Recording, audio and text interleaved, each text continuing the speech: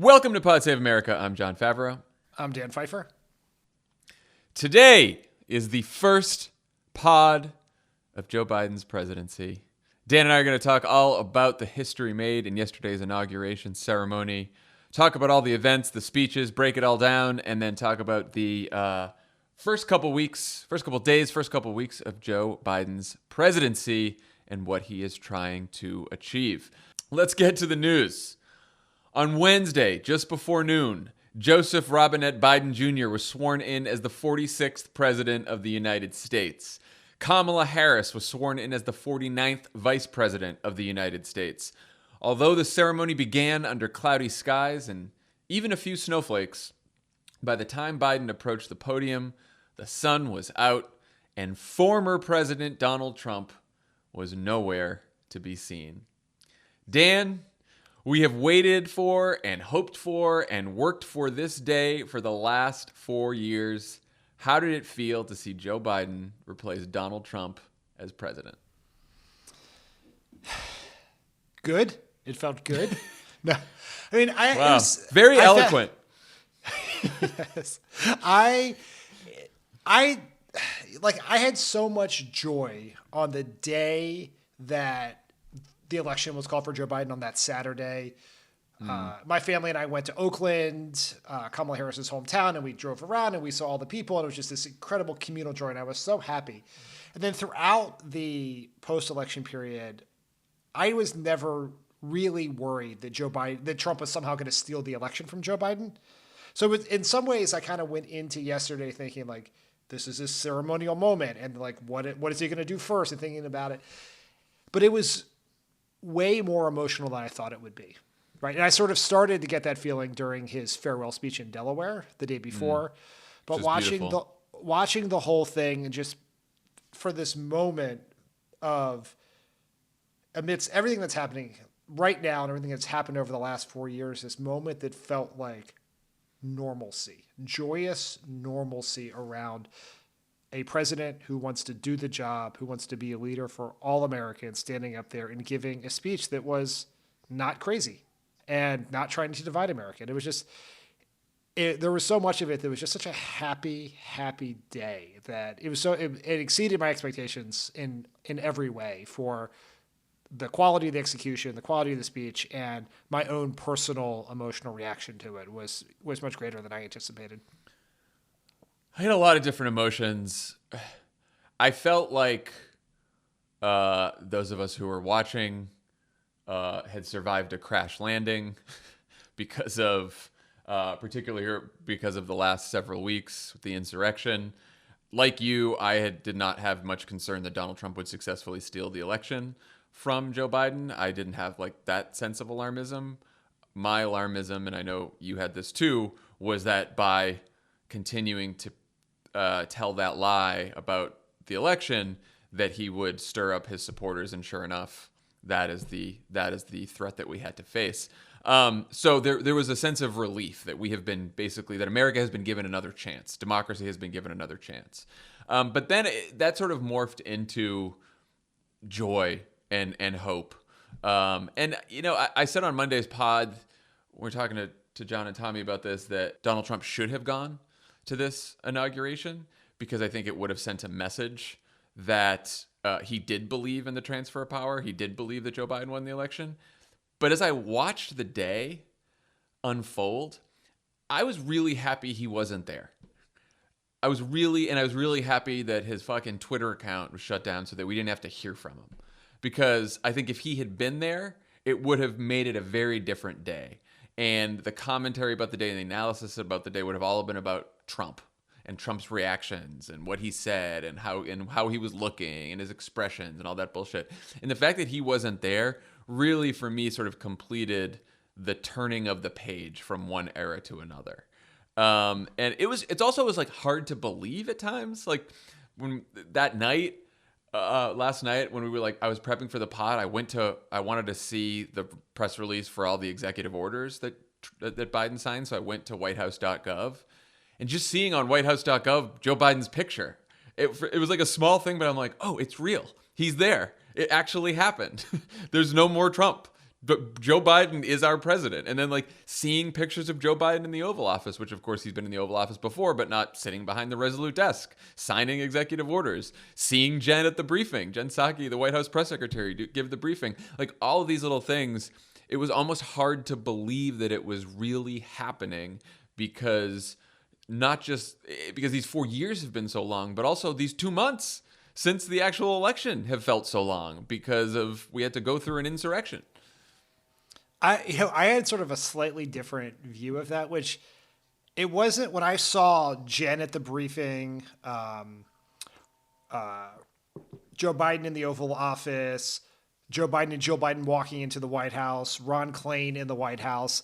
It wasn't that I can't believe it's actually happened. It was sort of, I can't believe the last 4 years happened. Like, did I wake up and it was January 21st, 2017, and just all the people who were supposed to be in the White House were in the White House? But to your point about Trump not being there, that is the Trump skipping the inauguration and skipping us having to get full on cable news commentary about his expressions and who he shook hands with and the awkwardness of the limo ride with Biden or the tea between Melania and the First Lady.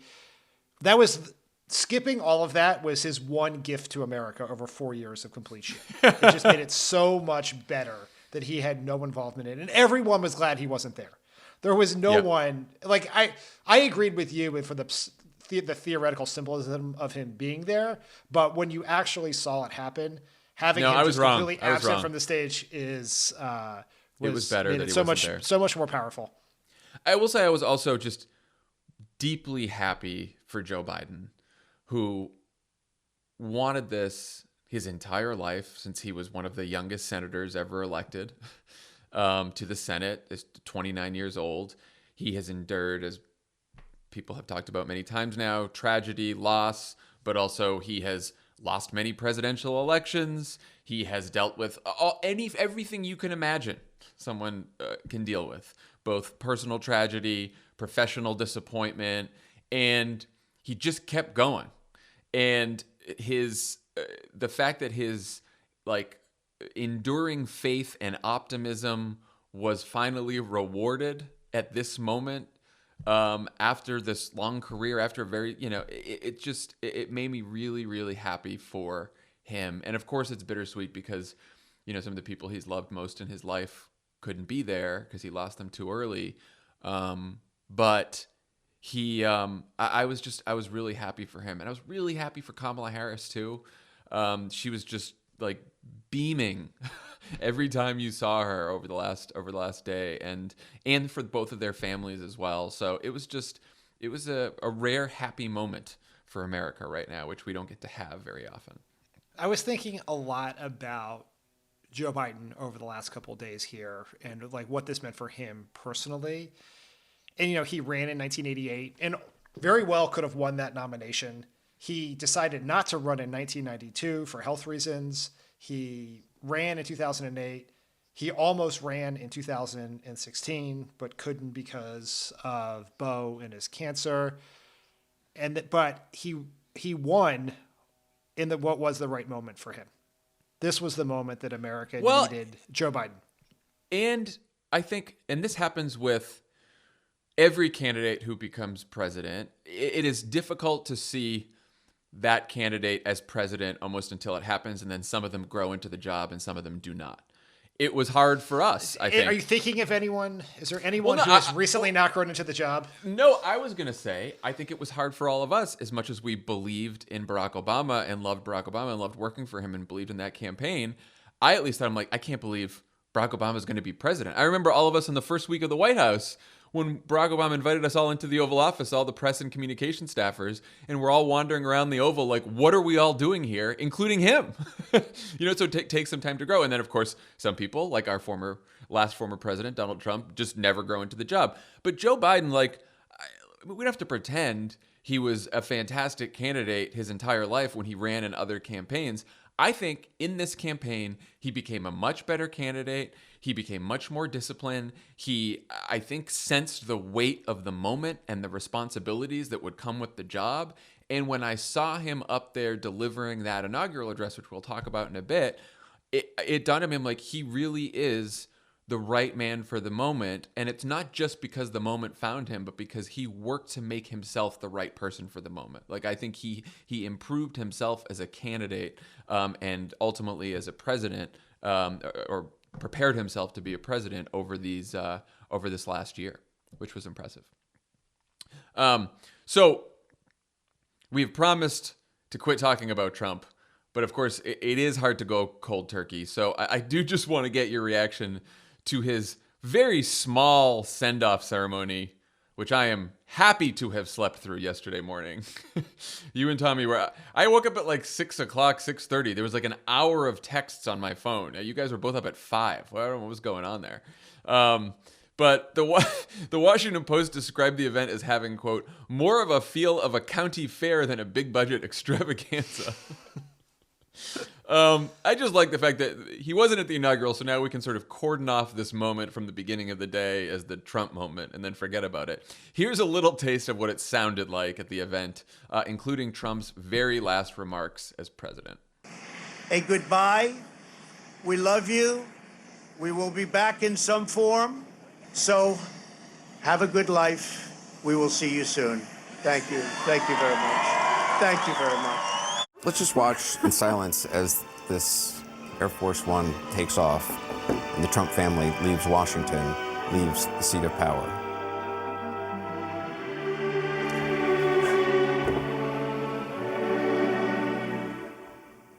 Yes, it was my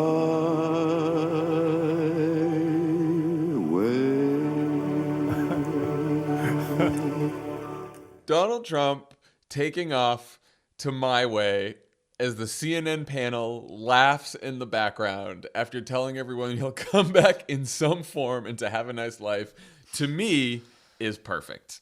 I could not have scripted it any better. That's it. Look, John, the way we're supposed to understand Donald Trump is as a TV man. He is a man who scripts things. He's a showman. He's a showman. He's really a TV producer more than a president, and you have to think about him in that way. And in this way, it was the perfect ending to this sad, terrible story. It was just, we had these hopes throughout the election when Joe Biden was winning these very fake polls that had him up 10 points nationally and 15 points in Wisconsin or whatever else, that Donald Trump would get this gigantic national humiliation. And that did not happen because polls were wrong and our electoral system is completely fucked up. And even though he lost the popular vote by 7 million votes, it was very, very close. But in the end, he got that humiliation. He shrank with each passing day. He left as a very small man, which is what he is. But I think more of the country than ever before now sees him like that, and of course, so does the world. So that is fitting. He did give his remarks right after pardoning 73 people, one last flurry of pardons, including Steve Bannon and Lil Wayne. Of course, he did not try to pardon himself, anyone in his family, or Rudy. Any of this surprise you? Any of this last-minute pardon stuff? If you had asked me right after the election, would Donald Trump pardon every member in his family and himself? Of course. But this is the consequence of what happened at the Capitol. Because there was according to reports from CNN and others, there was a big meeting with his legal advisors over the weekend about pardon strategy.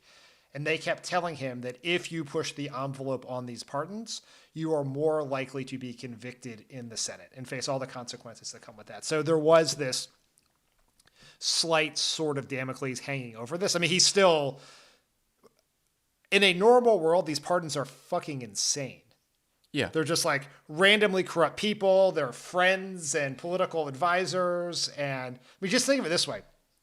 He pardoned Steve Bannon, who is a Wall Street connected white supremacist whose crime was bilking Trump supporters over building a fake wall to stop a fake immigration threat, which that is actually once again, perfection. Yeah, that is, the writer's room for season 4. God, fuck that joke. But like that, like in a normal world, these would be massively controversial pardons. They're just not as terrible as they could have been.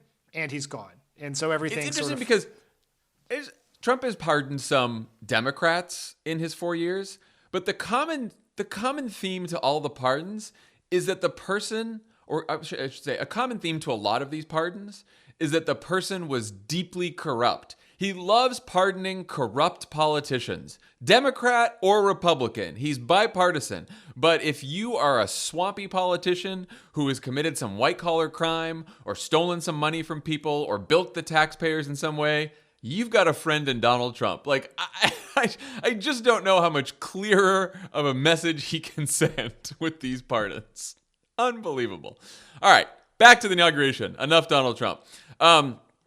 Like everything else in our lives over this last year, the events of the inauguration were quite different, not only because of a raging pandemic, but because of the MAGA terrorist attack carried out against the actual site of the inauguration just 2 weeks earlier.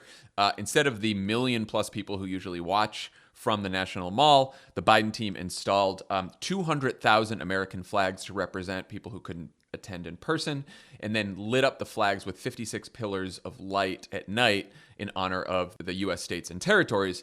On the night before the inauguration, the president, the vice president, and their families also held the first national memorial service for COVID at the Lincoln Reflecting Pool for the 400,000 Americans who've died. Here is a clip of Vice President Harris's remarks.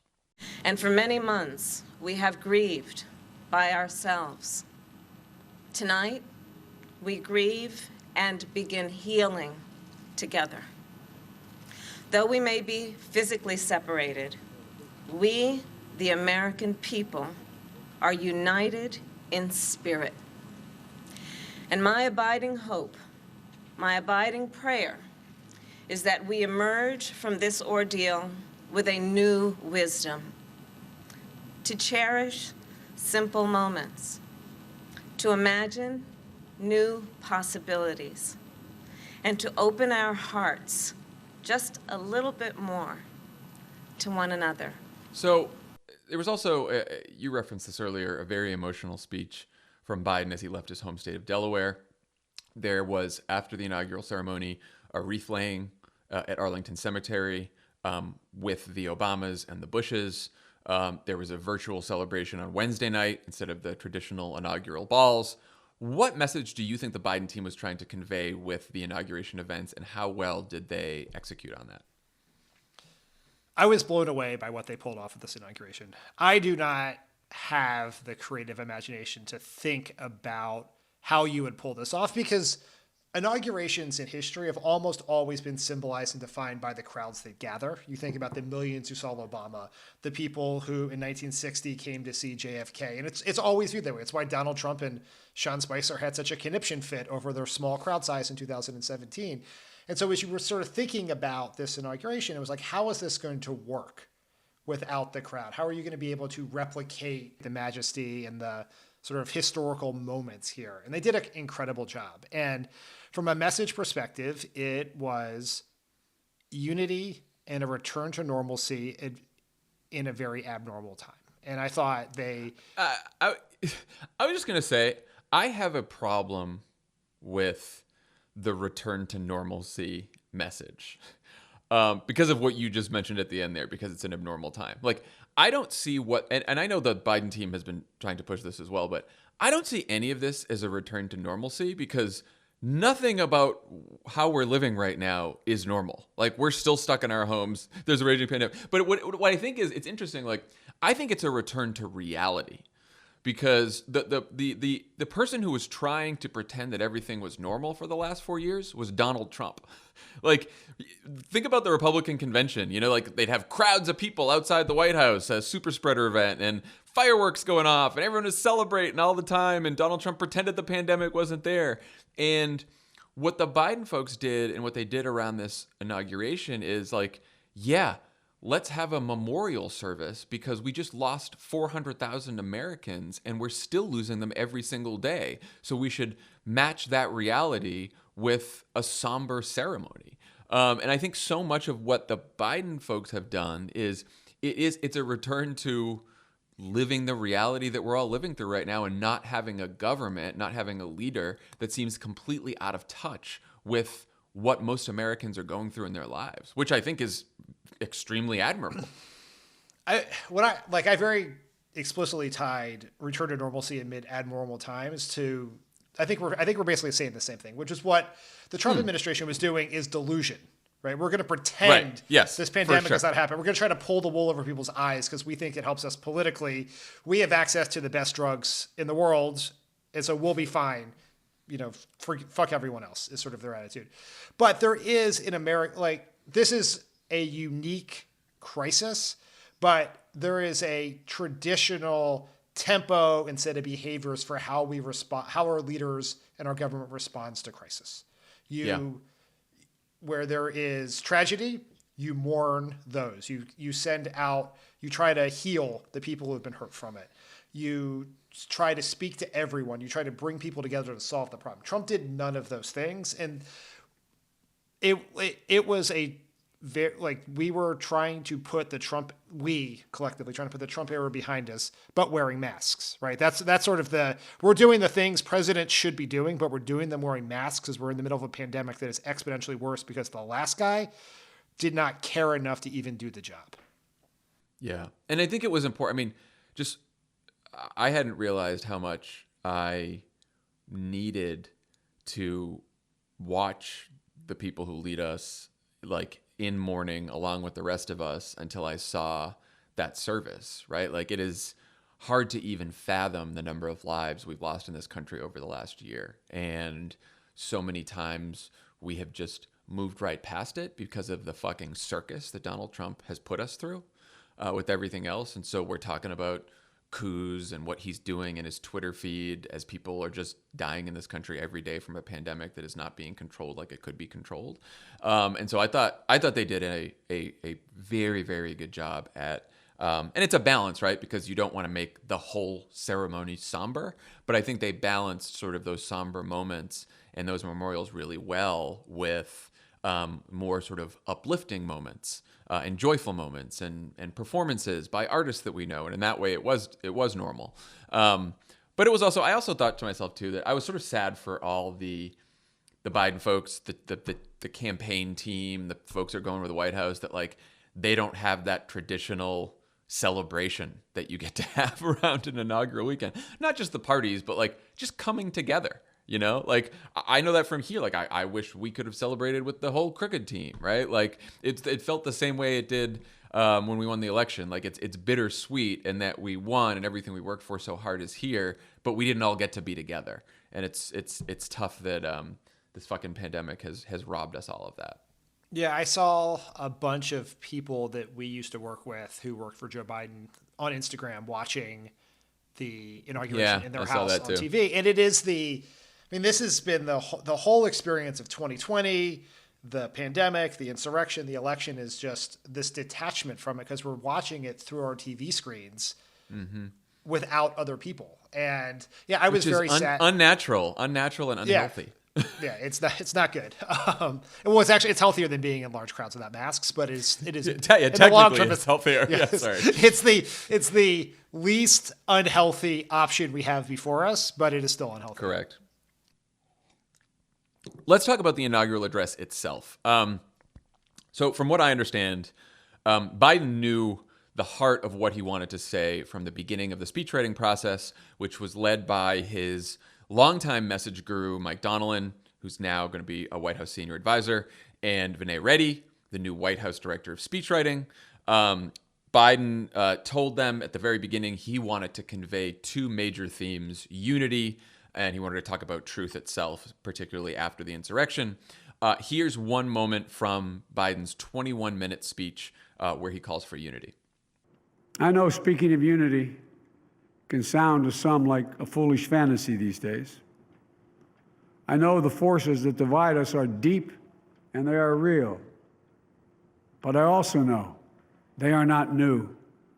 Our history has been a constant struggle between the American ideal that we're all are created equal and the harsh, ugly reality that racism, nativism, fear, demonization have long torn us apart. The battle is perennial, and victory is never assured. through Civil War, the Great Depression, World War, 9/11, through struggle, sacrifice, and setbacks, our better angels have always prevailed. In each of these moments, enough of us have come together to carry all of us forward. And we can do that now. So I love the speech. I will say, as someone who has been involved in 2 inaugural addresses, they are some of the most difficult speeches to write. A lot of inaugurals end up being presidents and their speechwriters trying to do an impression of JFK's inaugural. And they become like a lot of flowery rhetoric, a lot of empty calories, don't actually say much. People are trying to write for history. They're not trying to write for the moment. I think, if I'm being honest, I think we tended to do that a little bit in the 2009, in the first inaugural. I like our second inaugural much better. But Biden, I think he made an argument. Like you can agree or disagree with it, but you can tell that he deeply believes in the need for unity, and he made the argument for it, and he did so by acknowledging reality, which he did in the clip we just heard. You know, he talked about the dark forces in this country that we've always had to overcome. He talked about nativism, racism. He mentioned in another part of the speech white supremacy and domestic terrorism. The first president that's ever mentioned white supremacy in a speech. So he did not gloss over the problems, and he did not gloss over the forces standing in the way of unity. But what he says in that last clip, and it's interesting because he ad-libbed in the middle there, he said, you know, at each moment in this history, enough of us, and then he said again, enough of us came together to carry all of us forward, which in itself is an acknowledgement that he doesn't expect us to all come together like Republicans, Democrats, and insurrectionists. Right? Like he knows it was. I think it was a subtle acknowledgement from him that there is a portion of the country that calls to unity are going to fall flat on. And yet, throughout history, when we've had these moments of deep division before, enough Americans have come together to pull the country forward. And I thought it was a realistic yet hopeful sentiment in that speech, and I really liked it. What do you think? You basically used the exact words I was going to use to describe the speech, which is realistic optimism, which is that Joe Biden is incredibly optimistic about what America can do, but he's very realistic about the challenges. You mentioned the fact that he used the term white supremacy, first time ever. And I saw someone mention that yesterday, and I was like, I wonder if that's true. And it's like, you know what's a fact I don't need to Google? That was the first time someone said, president said white supremacy in the inaugural address. That is definitely the first time. And I thought it was, it's impossible to separate a speech from the moment in which the speech is being given. And this is obviously this incredible momentous moment. We are filled with joy from the departure of Trump, fear from what's going to come from both the pandemic, the economic recession, and the fact that we are 2 weeks removed from a group of our citizens trying to violently overthrow our government. And what I thought was really impressive with that speech was the strength and confidence that Biden brought to it. Right? It was realistic, as you said. I also thought the "enough of us" line was the key line in there. But it was a speech for the moment that projected the strength that Americans want to see in their leader. Because for all of Trump's phony, strongman, authoritarian shtick, he was a weak person. And what Biden gave was a speech of strength. Someone who had confidence in who they are and confidence in what America is. I saw a few people talking about the speech, writing about the speech, saying that, you know, there was some typical bromides and rhetoric that you'd hear in inaugural addresses, but that because it followed Trump, it was more powerful. And I disagree with that. There certainly was rhetoric in there, especially in the beginning and at the very end, that could have been in other inaugural addresses that you've heard before. When he says democracy prevailed, other presidents could say that. It's made more powerful by the fact that democracy has just prevailed over an attempted coup. I get that. But there were definitely parts of that speech that no other president would have been able to give at other moments, and that were very unique to the moment. I was pleasantly surprised that Biden referenced the lies that led to the insurrection 2 weeks earlier. Let's listen to a clip of that. Recent weeks and months have taught us a painful lesson. There is truth and there are lies. Lies told for power and for profit. And each of us has a duty and a responsibility as citizens, as Americans, and especially as leaders who have pledged to honor our Constitution and protect our nation, to defend the truth and defeat the lies. Lies told for power and lies told for profit. That is not something you hear in every inaugural address. Lies for profit, was that a shot at Fox News and right-wing media, or am I just reading something into that? That's how I read it. I think that was pretty good of Biden to take that on. And I wasn't sure that he would. I mean, like I said, it was an incredibly strong speech, was what at least I thought America and I needed to hear after what's happened over the last 2 months, let alone the last year or the last 4 years. I will say one more clip of this, my favorite passage in the speech, and this is usually my favorite passage in any speech, is one that only Joe Biden himself could have delivered. Here's a clip. And if we're willing to stand in the other person's shoes, as my mom would say, just for a moment, stand in their shoes. Because here's the thing about life. There's no accounting for what fate will deal you. Some days, when you need a hand. There are other days when we're called to lend a hand. That's how it has to be. That's what we do for one another. I thought that was a beautiful passage because, first of all, Joe Biden talking about not knowing what fate will deal you. Obviously, he knows that better than most because of the tragedy he's endured in his life. But it wasn't just another call for unity. It was something deeper. It was a call for empathy and for solidarity. And to me, it's a pretty solid progressive governing philosophy that there are some times when you need a hand and there are other times when you're called to lend a hand. That is why we have social insurance programs. That is why we have progressive taxation, because you don't know what fate is going to deal you. And so we all come together as a community and we give a little bit, because someday it might be us that needs that health insurance. Someday it might be us that needs that Social Security. And I remember that was an Obama philosophy that went through a lot of his speeches. And it sort of ties the two men together, because I think that's what Biden has always believed as well. And it comes from his own personal experience. When I was watching the speech and watching Biden deliver it in that moment, the clip that I could not get out of my head was from the end of his speech the day before his Delaware farewell speech, where he talked about how this was a speech that Bo should be giving. And I think the way to understand Biden's confidence, his strength, his humanity, his empathy is through the prism of tragedy. And if you can get through the things that he has gotten through, that gives himself confidence that he can take on this gargantuan task of being president in this moment with these circumstances, but also gives you confidence that other people can do it too, that the country can do it.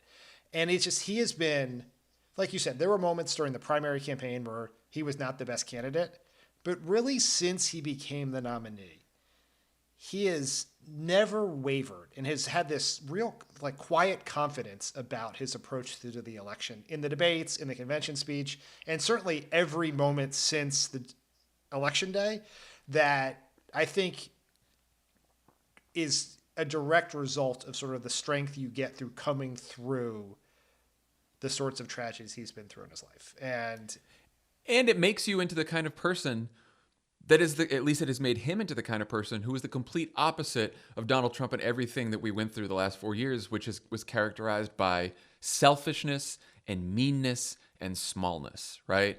And what Biden is arguing here is, no, the way this country succeeds, it's not just unity. It's not just like sitting down with Mitch McConnell to get things done. It is empathy. It is solidarity. It is understanding what our fellow Americans are going through, what our citizens, what our fellow neighbors are going through, and trying to put yourself on those people's shoes. And that, out of that understanding, a good, effective, progressive government is born. And I think if that is his North Star for the next 4 years, he'll do well. So I know there's obviously we talked about a lot of commentary on Biden's inauguration representing a return to normalcy. There are a few aspects of the ceremony that would not have seemed normal all that long ago. The most noteworthy being that Kamala Harris was sworn in as the first woman, the first black woman, and the first woman of South Asian descent to serve as vice president. And while you usually don't see Lady Gaga or J-Lo on the inaugural platform, the real standout was Los Angeles' own Amanda Gorman, who at 22 is the youngest poet to perform at a presidential inauguration. Let's take a listen to Amanda's poem. We will not march back to what was, but move to what shall be, a country that is bruised but whole, benevolent but bold, fierce and free. We will not be turned around or interrupted by intimidation, because we know our inaction and inertia will be the inheritance of the next generation. Our blunders become their burdens, but one thing is certain. If we merge mercy with might and might with right, then love becomes our legacy and change our children's birthright. 22, man. Emily pointed out to me last night, she's like, that speech was the one moment where you did not look at your phone the entire time and were just glued to the screen for the entire poem. And I was like, I was spellbound. And it reminded me, first of all, that it was the perfect poem for the moment. It reminded me in many ways, and there's a lot of echoes here, of the first time I heard our old boss speak at the Democratic Convention in 2004, and some of the themes he touched on about America. And I was blown away by the poem. I thought it was incredible. Yeah, it was unbelievable. Just as a poem itself, it's incredible. To be able to deliver that poem at 22 years old in front of the entire world with that level of confidence and poise is unbelievable. And like Joe Biden, she has overcome a speech impediment as well. I mean, it was so impressive and so emotional, and such a fitting and appropriate inclusion in this inauguration, in this moment, the inauguration where Kamala Harris is becoming the vice president of the United States. It is a different vision of what America can be, but we are not yet. We have not all. We have failed at, but what we can be. And the Kamala Harris as vice president part was incredibly powerful and emotional as well, and it's all tied in with the Amanda Gorman poem. And we watched it in our house, and because this is a moment, our daughter, she wore her first but not last Kamala Harris t-shirt from Ray Gun in Des Moines, and it's just like we'll always remember this moment. And the fact that it comes after Donald Trump and everything he stood for and everything he said is just so incredibly powerful. I did think several times, I thought, what would this be like if Trump was giving his second inaugural? We have Amanda Gorman. They would have had a Kushner nephew giving a haiku about how great Donald Trump is. The poem would be about Trump, right? Not about America. The songs would have been about Trump, not about America. And it was, both parts of that were just so incredibly powerful. No, Charlie is 6 months old, and we have been saying over the last couple of months, especially as we've gone through this post-election madness, boy, Charlie, are we going to have a story to tell you someday about your first 6 months on this earth. But when that happened yesterday, when Kamala was sworn in, I thought, when he's old enough to remember and old enough to be aware of this, all he'll know is Joe Biden as president and Kamala Harris as vice president. And that's pretty amazing. And we'll just tell him a story about the time that Donald Trump almost destroyed the country. That it did make me sad. And it will have a happy ending.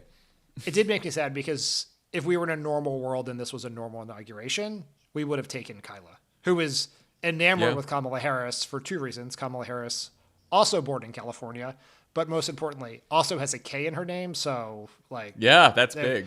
Yeah, it's very big. But at least we got to, I mean, it happened and we got to see it on TV. And I think it's one of those things people will remember forever, not unlike Barack Obama's inauguration in 2008. Yeah. Okay, let's talk about President Biden's first day in office.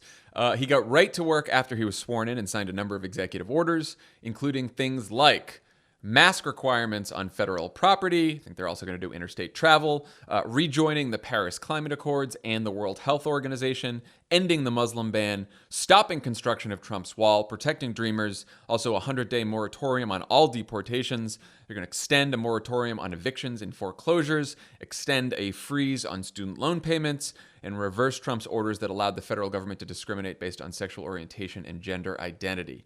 Dan, what is the message behind all of these executive orders being signed at once? There's a whole bunch of other executive orders they're signing today and in the days to come in these first 10 days. What's the message they're trying to send there? That we are not going to wait 1 second to try to fix the problems this country is facing. I mean, it is incredibly unusual. The normal course of business here would be inauguration, post-inauguration lunch, hours of parades. Everybody goes back and puts on their formal wear and goes to 10 balls celebrating 10 states. And then you get up and do all of this the next morning. Obama signed his first real executive orders on the 21st. That the next morning was when he banned torture and signed a whole bunch of other executive orders he planned to do. The Biden team did not wait. Obviously there were no inaugural balls, but they went right to work and started doing all those things right away. And it was very well orchestrated and sent a very clear message that there's a lot of work to do and we're not going to wait to get it done. I was going to ask you, how do you balance, because I know that we struggled with this in the first year of the administration, how do you balance sort of the need to show action, momentum, movement by signing all of these orders one right after another, and also make sure that people understand what you've accomplished, because the media cycle moves so fast, and if you do 10 things at once, you could pull someone 3 weeks from now and people won't know that you reversed the Muslim ban, or maybe they won't know that you protected dreamers, some of the executive orders that didn't get as much attention. How do you plan for that from a communications perspective? So I think there are two elements of it. One is public opinion is not a pop quiz, right? You do not need people to delineate all the things you did. You need them to take an impression that you were doing the things you said you were going to do. And so particularly in these early days, a flurry of activity that is all about fulfilling your campaign promises is the right thing to do. Now, I could nerd out about this or be annoying about it for hours, but I will shorten it here. But in this current communications environment, there's not such a thing as a news cycle anymore.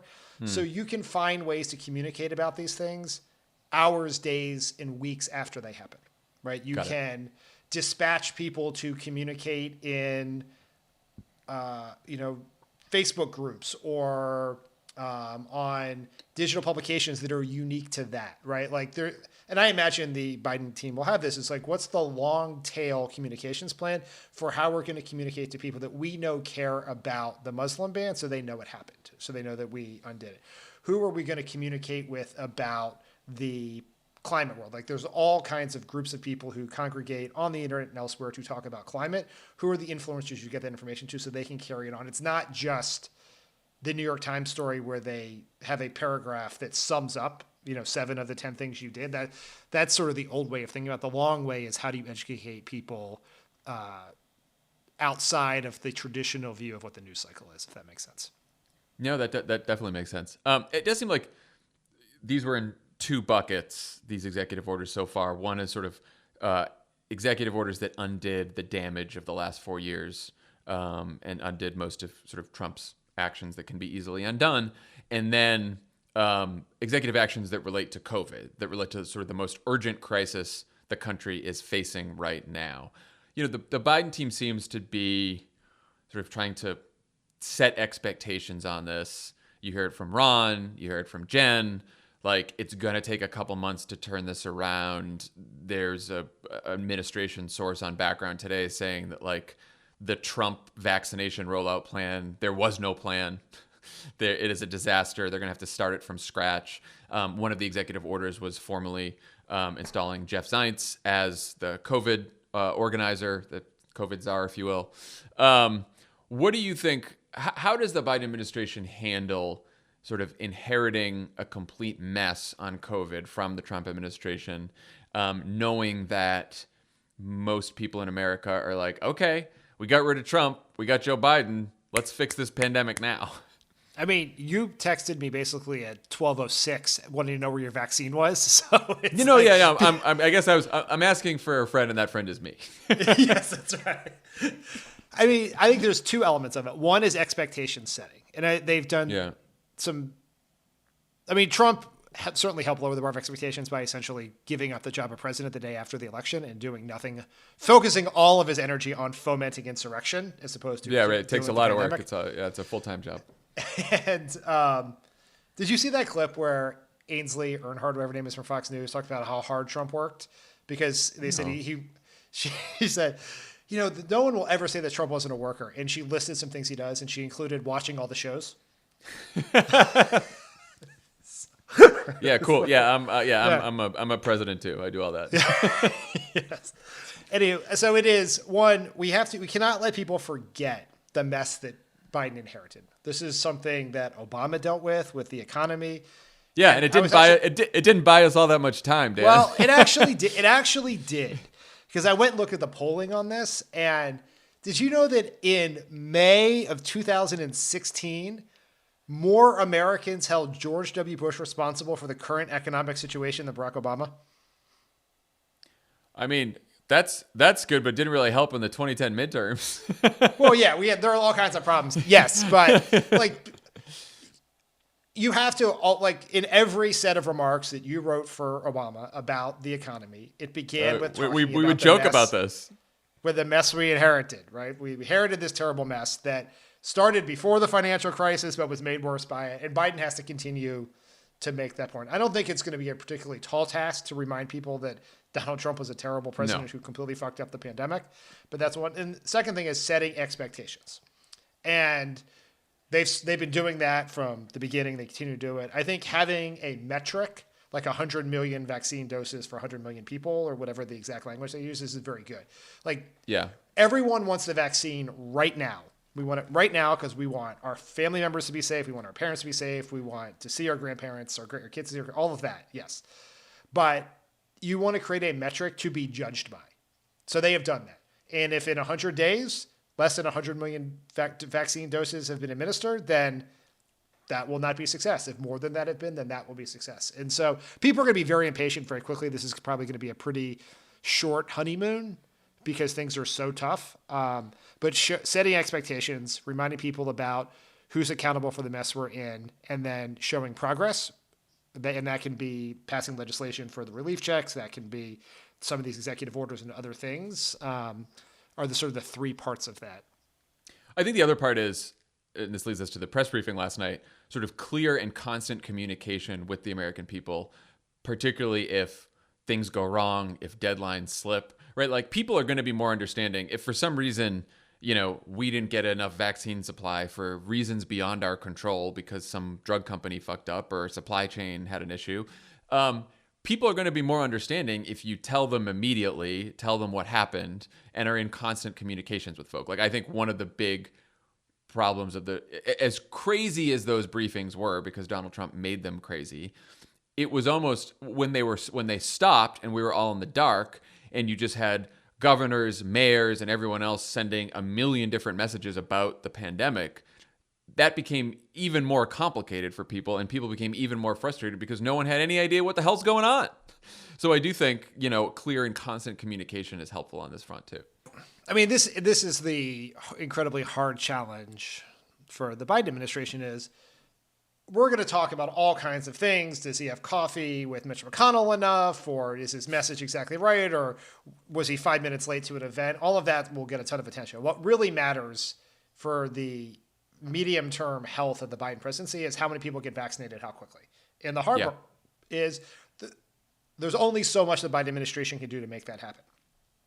They can you leverage every resource in the government to distribute. They can use the Defense Production Act and other ways to try to expedite production.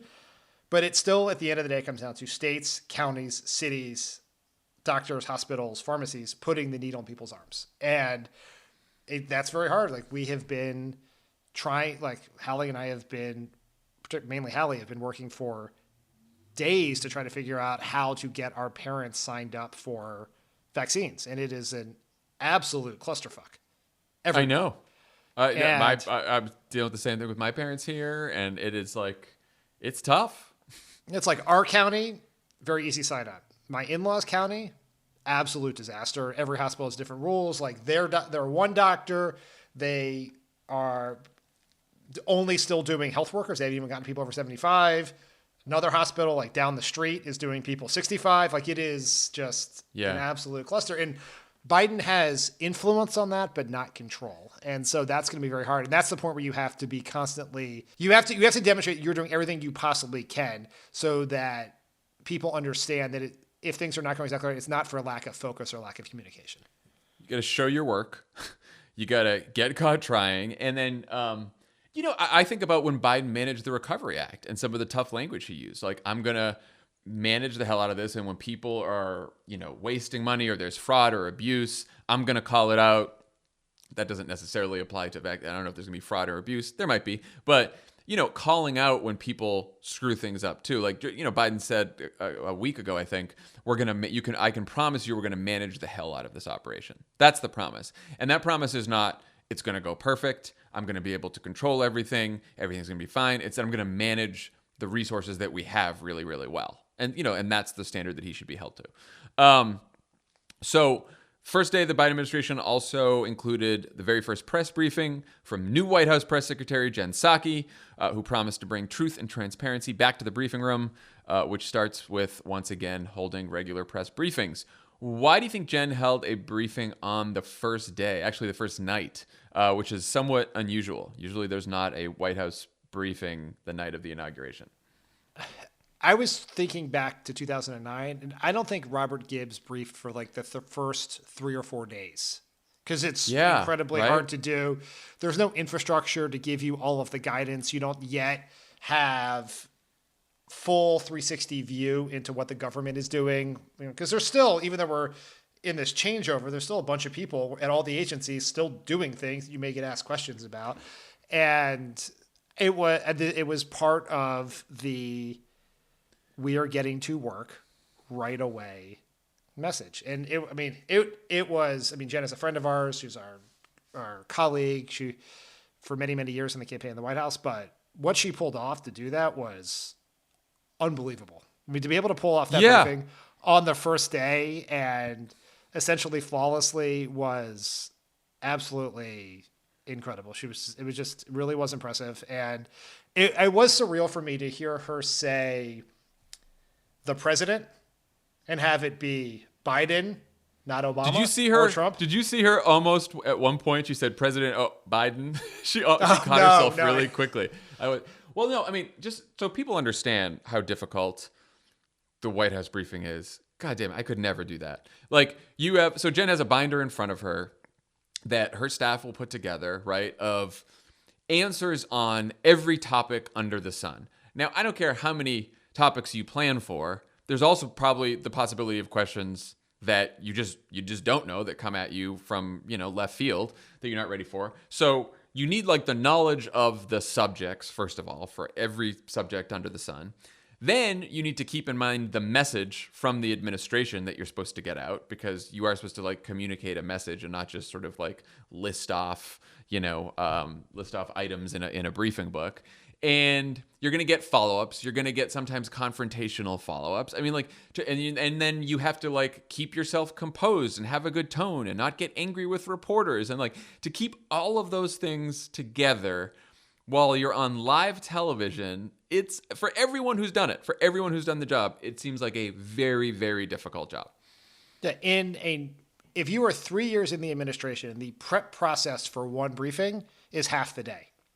Right. Yeah. I remember with Gibbs when we were there, most of Gibbs's day was you guys and Tommy and LeBolt and everyone just like prepping him for going out into the briefing room. And then when he was done, it was like take an hour to read the news and catch up on email and then start again the next day.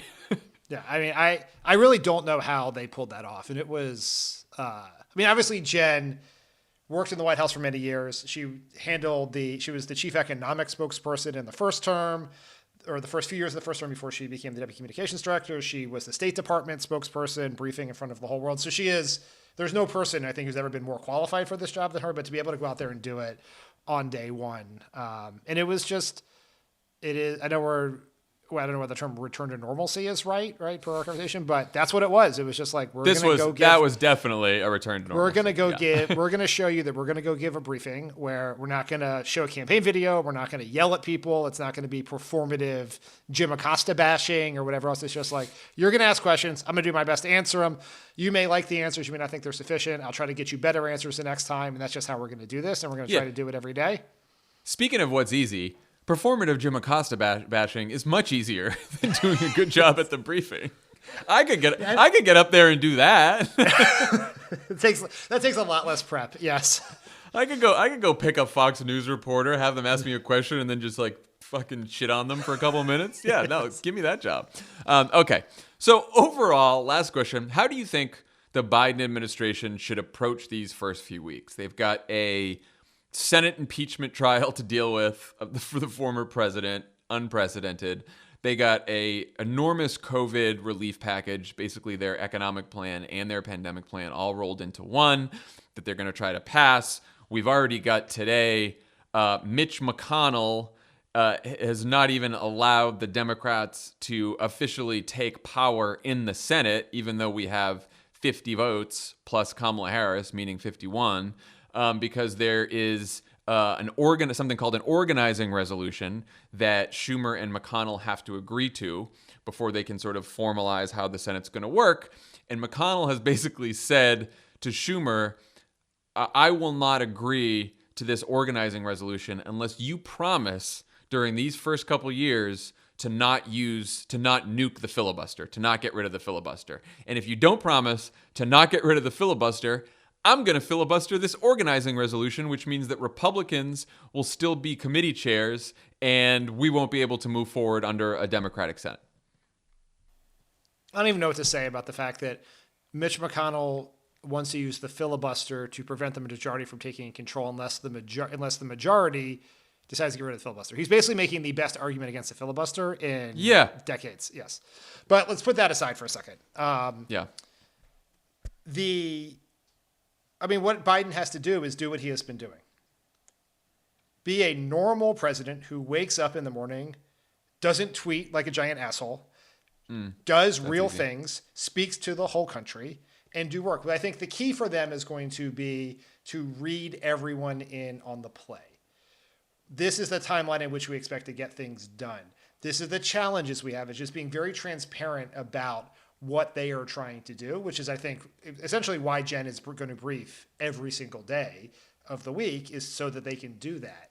And it's just, let's just show progress. It is a administration that is being staffed with incredibly competent and experienced professionals, and let's let them do the work. And they're in the first few days and weeks here, it's sort of, they'll have the ability to trip over the low bar of expectations of Trump. Just not being Trump is going to be good.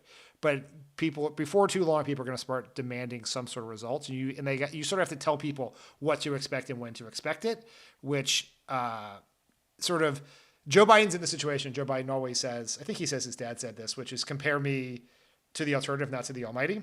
And the way and once you're president, you're not the almighty, but there's not an obvious alternative. Right. But what you can do is you can give people the curve to grade you on, right? This is, by this date, we want to get this done.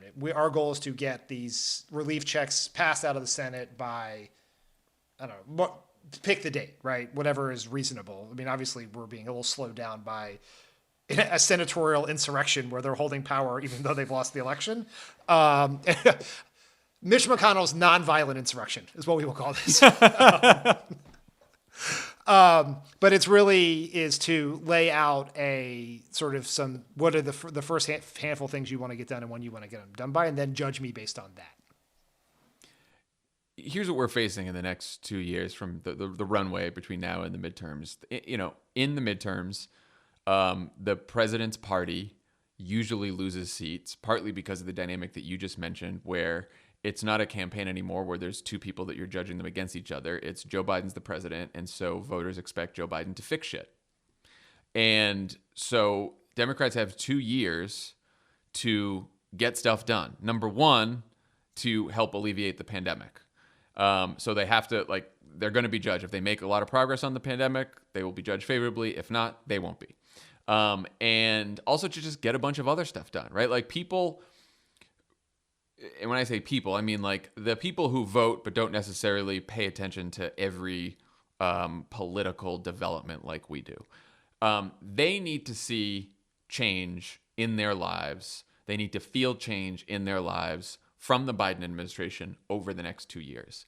And that sounds very simple, but I think and we've experienced this too, when you're in government and there's a million things going on at once and there's a whole bunch of events that come up beyond your control that you have to respond to, even the best laid plans sort of go awry because then now you're responding to some scandal, you're responding to some, events that happened overseas, right? Like you're just always responding to a million things. The message goes away from you, but you have to keep in the front of your mind that I need to deliver on behalf of the American people. I need to bring about change. I need to deliver on these campaign promises, and people need to know that we delivered on those campaign promises.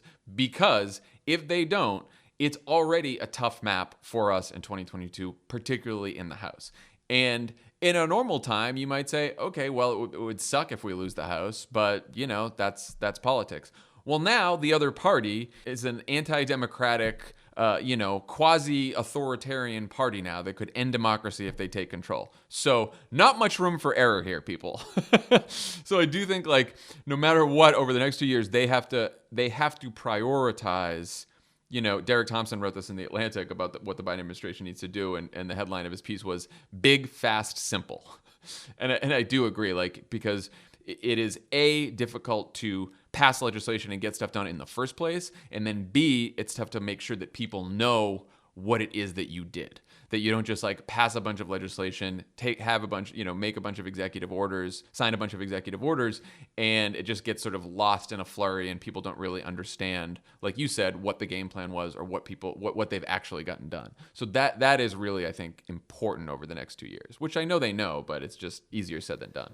But I mean, this is my optimistic take on this, which is I don't think we should underestimate people's reaction when things return to mostly normal, right? Mm-hmm. When we have controlled the pandemic, enough people are vaccinated, we have reached herd immunity or whatever you call it, and people are going to baseball games again, they're going to kids' birthday parties again, they're seeing their grandparents. That is that is at the end of this in some way, shape, or form. How long that takes, where, what that does to Biden's approval rating or whatever else in the interim between now and you get to that moment, when you get to that moment, that is going to be there's going to be a political power in that is going to override a whole bunch of things that happen between now and then about, did he say the right thing? Did he do the right thing? What was the messaging strategy? The point is, this is substance, right? Ultimately, and this is the thing I will say on behalf of Jen Psaki and Kate Bedingfield, who's the new White House communications director, is messaging is very important. Communication is very important. But how many people's arms do you get a needle in how soon is going to matter more than anything else. That's not a message problem. That's not a communications problem. Yes, it's a needle problem. Yes. It's a needle. And look, you're right. If the midterms were November 2021, then yeah, maybe we're cutting it a little close. By November 2022, yeah, we should all be back to normal lives. And if we're not, there's bigger fucking problems than yes. How many Democrats win House seats. Yes. Okay. Well, that's all for today. Thanks for tuning in, and we will talk to you guys next week for the first full week of the Biden administration. Exciting stuff. Joe Biden is fucking president. Joe Biden is president. Trump is golfing in shame in Mar-a-Lago as we speak. You mean former Celebrity Apprentice host Donald Trump? That's what I'm calling him. I meant twice impeached president. Twice impeached, Two-time popular vote loser, one-term president, twice impeached, Donald Trump. Donald Trump, the least popular president in the history of polling, is golfing today. That's how it should always be said. Perfect ending. Bye, everyone. Check out our other crooked content this week on Pod Save the World. Tommy and Ben talk about Joe Biden's foreign policy agenda. On Alyssa Mastromonaco's Let's Break It Down YouTube series over at youtube.com/crookedmedia. She and Dan talk about what it takes to plan an inaugural, so go check that out. And check out the very first episode of Rubicon Season 2, which launches tomorrow, Friday. Brian Beutler will walk you through the decisions that will shape the first 100 days of the Biden administration. Subscribe to Season 2 of Rubicon wherever you get your podcasts.